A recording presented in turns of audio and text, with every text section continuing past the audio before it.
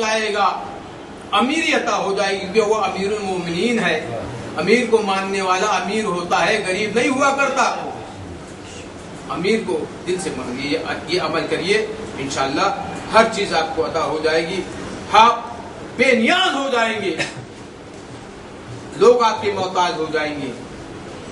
اور دیکھیے کہ اجل محترم، اور بہت سے معجزے امام نے بتایا کہ ایک معجزہ ایسا ہے جو زندہ و جاوید معجزہ ہے کہ ایک دربان تھا اور امام کو کہتا تھا کہ یہ شیر جو بنے ہیں مامون کے، جو حکومت کی کرسی تھی وہاں پر 2 شیر بنے ہوئے تھے، کہا کہ دونوں شیر سے کہیے مجھ پہ غالب آ جائے۔ امام نے 3 مرتبہ تو کچھ نہیں فرمایا، جب وہ اصرار کرتا رہا تو امام نے شیر سے اشارہ کیا، امام کے اشارے پہ شیر جو تصویر بنی ہے اب مجسمہ بن جائے گا شیر۔ جب شیر خدا پکارے گا تو ایسا شیر بھی ویسا شیر بن جاتا ہے۔ میں کیا کرتا ہوں، آیا دربان کو چیر پھاڑ والا، ہڈیاں کھا گیا، دربان پھر نظر نہیں آیا۔ یعنی کہ اگر آپ کسی حجت خداوند عالم کو چیلنج کرنا چاہیں گے تو پھر اس کے انجام سے ڈریے۔ اور امام مولا علی فرماتے ہیں جو کوئی نفس اپنے خواہشات نفس پہ غالب کر دیتے ہیں، اپنے دنیاوی خواہشات نفس پہ غالب کر دیتے ہیں، پھر وہ انجام سے مبرہ ہو جاتے ہیں، انجام کی پرواہ نہیں کرتے، خوف خدا دل میں نہیں رکھتے، جہنم کا خوف دل میں نہیں رکھتے۔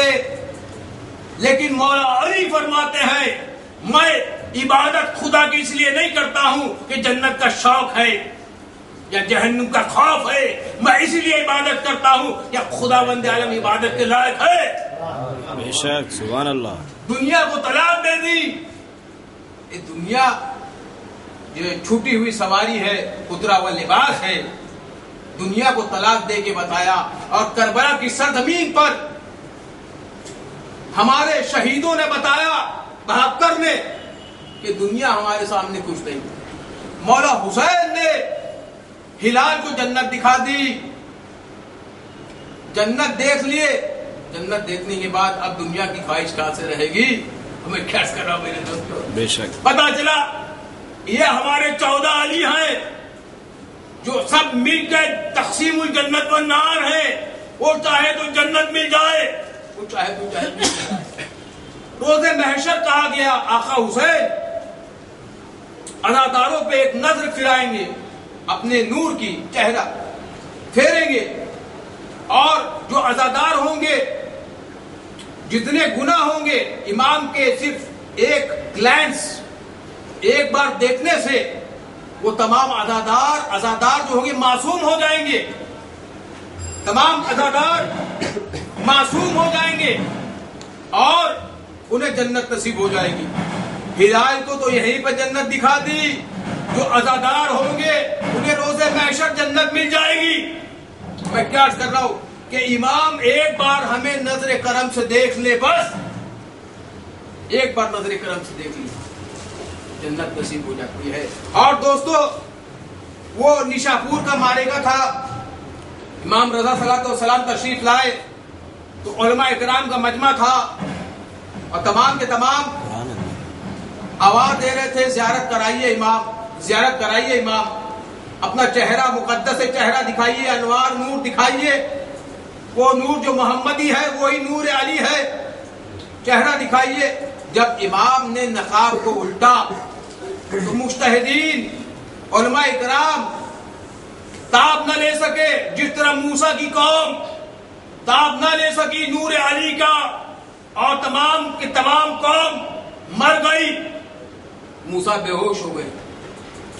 نبی جو نور سے بنتا ہے، فرشتے نور سے بنے ہوئے ہیں، یہ اس نور کا تاب نہیں لے سکتے، کیونکہ یہ نور اور ہے، 14 نور ہے، وہ اللہ کا نور ہے، اور یہ نور ہے یہ ان سے نور آیا ہے. 14 معصومین نور ہونا اور بات ہے, 14 معصومین کا نوری ہونا اور بات ہے, انبیاء اور فرشتوں کا نوری ہونا اور بات ہے. سبحان اللہ. میں کیا عرض کر رہا ہوں میرے دوستو.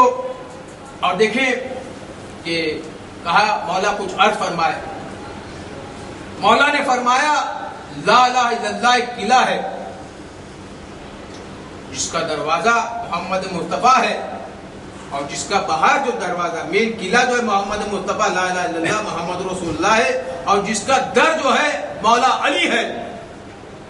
اب جو قلعے میں داخل ہونا ہے, جو نجات والا قلعہ ہے, جو عذاب سے بچانے والا ہے, اس کا در مولا علی ہے. عذاب سے بچنا ہے تو پہلے مولا علی کے ذریعے سے آئیے. وسیلہ کس کا ہوگا؟ مولا علی کا. اور شرط یا و شروط یا, اور اس میں سے ایک شرط میں ہوں. امام رضا صلی اللہ علیہ وسلم فرما رہے ہیں اس شرطوں میں سے انا من شروط یا, میں ایک شرط ہوں. پتا چلا وہ شروط جتنے بھی شرط ہیں وہ 14 شرطیں ہیں, اس میں سے ایک شرط امام رضا ہیں, پہلے محمد مصطفیٰ ہیں, دوسرے علی مرتضیٰ ہیں, آخر زمان آخری ہیں. اب 14 معصومین کے بغیر 14 معصومین کے بغیر لا الہ الا اللہ محمد نہیں ہوتا, کیونکہ لا الہ الا اللہ کی شرط 14 معصومین ہے. جب 14 معصومین کے بغیر, آپ دیکھیے کہ میں نے وہاں پہ ایک سوال کیا تھا نماز افضل ہے یا لا الہ الا اللہ, آپ نے جواب کیا تھا لا الہ الا اللہ. تو لا الہ الا اللہ کی شرط کیا ہے؟ 14 معصومین شرط ہے. اگر لا الہ الا اللہ کی شرط 14 معصومین ہے تو لا الہ الا اللہ کامل اس وقت نہیں ہوتا جب تک 14 معصومین کا وسیلہ نہ لگ جائے. تو یہ مولوی کیسے جنت میں داخل ہوگا جب تک 14 معصومین کا وسیلہ نہ لگ جائے؟ سبحان اللہ. سبحان. مل کر صلوات پڑھیے.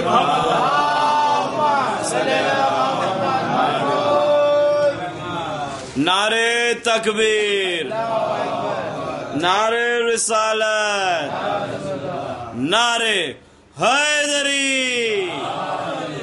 سیلاب آ رہا ہے گناہوں کے شہر میں, سیلاب آ رہا ہے گناہوں کے شہر میں, اے دوستو حسین کا دامن نہ چھوڑنا.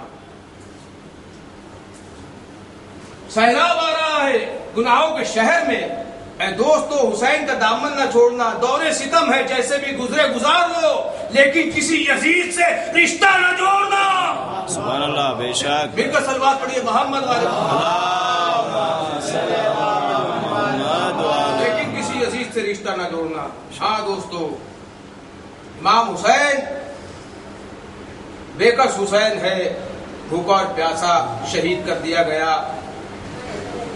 وہ حسین جس نے دین محمدی کو بچا لیا, وہ حسین جنہوں نے 1,24,000 نبوتوں کو بچایا, وہ حسین جنہوں نے 313 رسالت کو بچا لیا, وہ حسین جو غریب الوطن ہے,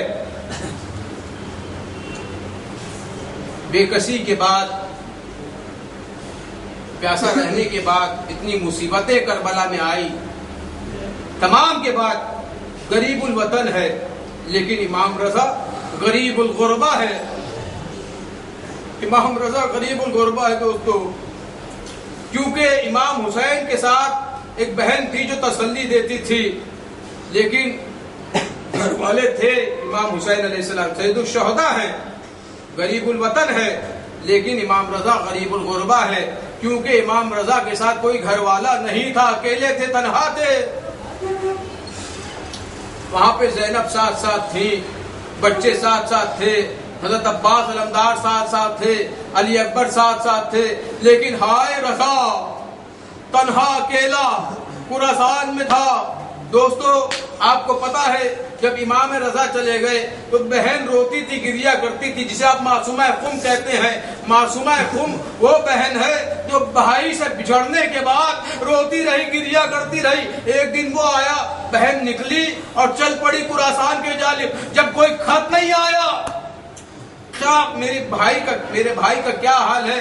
اب جب نکلی ہے اور منزل طے کرتے کرتے ایک مقام پہ پہنچی جہاں پر جو ہے وہاں کے حاکم نے کہا آپ خم آ جائیے، بعد میں آپ مشہد جائیے۔ جب خم آئی ہے، لیکن سواری کیسی تھی؟ بی بی معصومہ کم کی سواری تھی، محمل تھی، پردے کا اہتمام تھا۔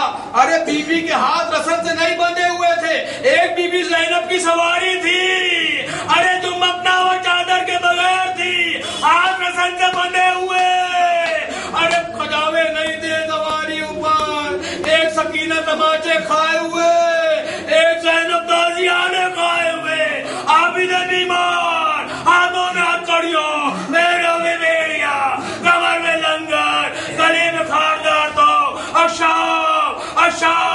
اشام آواز دیتے ہیں۔ حاکم کم نے فرمایا اے بی بی آپ یہاں آئیے، بعد میں آپ مشہد جائیے۔ بی بی کی سواری کم پہنچی ہے۔ ایک مرتبہ بی بی نے جو دیکھنا شروع کیا تو کالا سیاہ پوش علم لگا ہوا ہے۔ بی بی نے تمام اپنی کنیز سے کہا جاؤ اور حکیم سے پوچھو یہ تمام لوگ سیاہ پوش کیوں ہے، یہ علم سیاہ کیوں لگے ہوئے ہیں، کالے علم کیوں ہے؟ میرے بھائی کا لشکر اگر ہوتا تو کالے علم نہ ہوتے۔ حاکم کے پاس جیسے ہی کنیز پہنچی ہے، حاکم نے امامہ اتارا اور امامہ سائڈ میں رکھ دیا، قریب میں رکھ دیا، فرمایا علی رضا شہید ہو گئے۔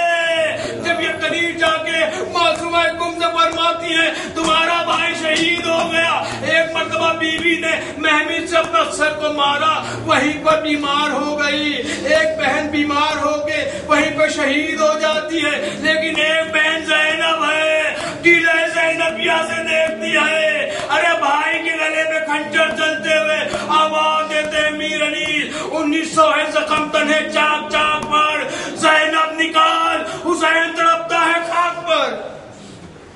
1900 ہے زخم تنہے چاک چاک پر، زینب نکل حسین تڑپتا ہے خاک پر۔ ایک بہن وہیں پر بیمار ہوئی، صدمہ اسے اتنا لگا کہ صدمے کے مارے بہن مر جاتی ہے۔ ایک بہن کے دل پر 72 صدمے ہیں، لیکن زینب نے اونو محمد کا ماتم نہیں کیا۔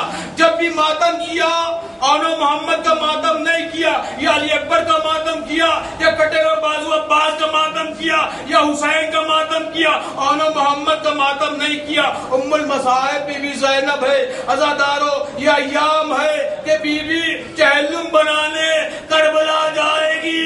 ایک دکھیاری بہن لٹا ہوا قافلہ لے کر کربلا پہنچی تو کس طرح بی بی زینب نے اپنے آپ کو حسین کے بارگاہ میں پیش کیا پتا ہے؟ زینب نے اپنے آپ کو اونٹ پہ سے گرا دیا، اور زینب کیسے گری؟ منہ کے بل گری۔ جس طرح جب قاضی عباس کو گرز لگا، عباس منہ کے بل آئے، زینب منہ کے بل آئی۔ ایک مرتبہ جانو بجانو چلتے ہوئے آقا حسین کے قبر پہ آئی ہے۔ جب قبر پہ آئی کہتی ہے بھیا خیمے جلا دیے گئے تھے آپ کے بعد، بھیا سکینہ کو تماچے مارے گئے، بھیا بیمار کے نیچے سے مسلح کھینچ لیا گیا، بھیا تازیانے مارے گئے، آئے سکینہ زندان میں شہید ہو گئی۔ زندان سے جب رہا ہو کے نکلنے لگے، تمام سر آنے لگے۔